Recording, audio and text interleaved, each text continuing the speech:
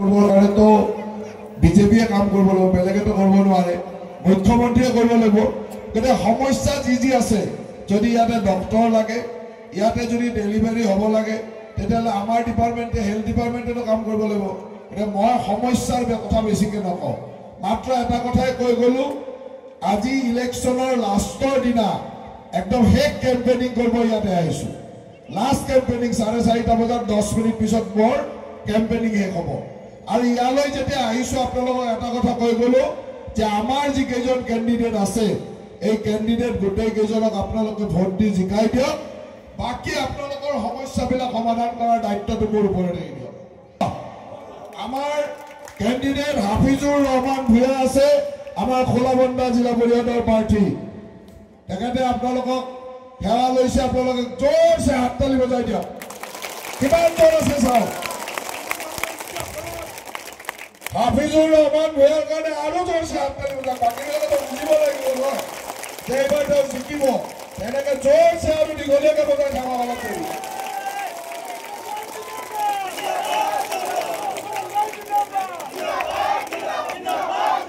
আমাৰ জাকিৰ হুছেইন আছে আলুপতি মাজৰচৰ গাঁও পঞ্চায়তৰ।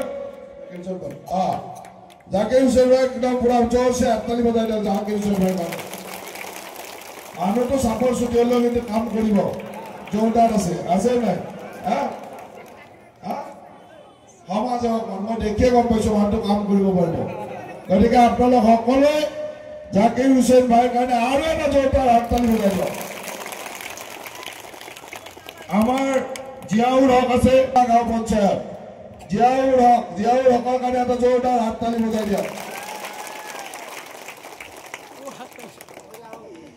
আৰু কোন আছে? আৰু আছে আমাৰ শাহানুৰ হুছেইন ভাই আছে আমাৰ মাহমৰা গাঁও পঞ্চায়ত, তেওঁৰ কাৰণে অলপ জোৰছে বজাওক।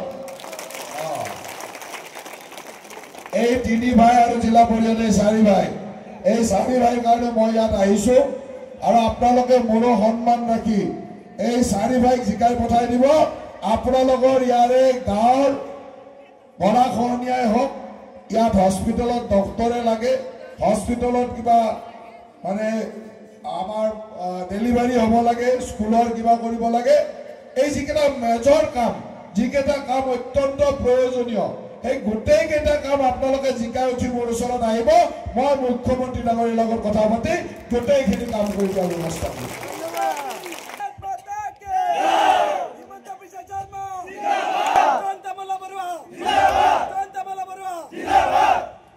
গতিকে আৰু মই বেছি দীঘল বক্তব্য নিদিম নেকি? আৰু ক'ব লাগিব নেকি?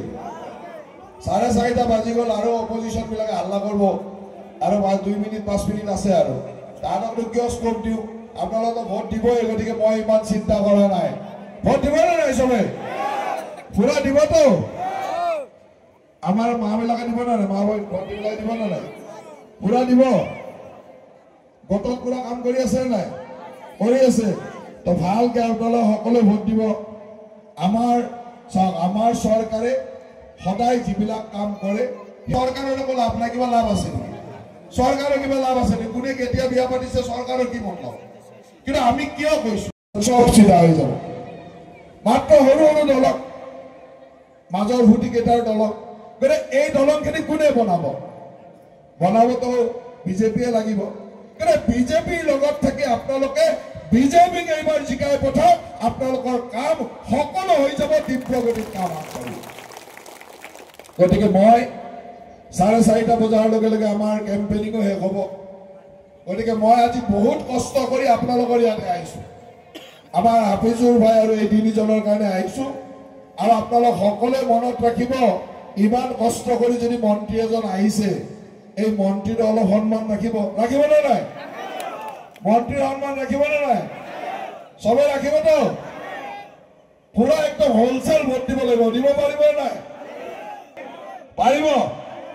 কিহৰ ছবিত ভোট দিব? ৰাতিৰ ভিতৰত গণ্ডগোল হৈ নাযায়তো? এতিয়া মাত্ৰ এটা দিন আছে। আজি কেই তাৰিখ? 5 তাৰিখ। কালিৰ দিনটো পৰহি যাতে একেবাৰে ৰাতিপুৱাই উঠিয়ে এইবাৰ আকৌ ভোটটো আমাৰ EVM-ত নহয়, মেচিনত নহয়, বোলে 3খনকৈ বেলট পেপাৰ থাকিব। এখন জিলা পৰিষদৰ, এখন আঞ্চলিক পঞ্চায়তৰ আৰু এখন গাঁও সভাৰ সদস্য পঞ্চায়তৰ আপোনালোকে যাক ভোট দিয়ে দিব আমাৰ ক'ব লগা নাই আপোনালোকে যাক উঠাইছে যেনেকৈ উঠাইছে নিজৰ মানুহক ভোট দিব আৰু ভোট দি জিকাই নিয়ক পঞ্চায়তত আমাৰ ক'বলগীয়া নাই আঞ্চলিক পঞ্চায়ত আৰু জিলা পৰিষদত আমাৰ প্ৰাৰ্থীসকলক আপোনালোকে পদুম ফুলৰ চিহ্নত ভোট দি বিপুল ভোটত বিজয় কৰিব বুলি আশা ৰাখিছোঁ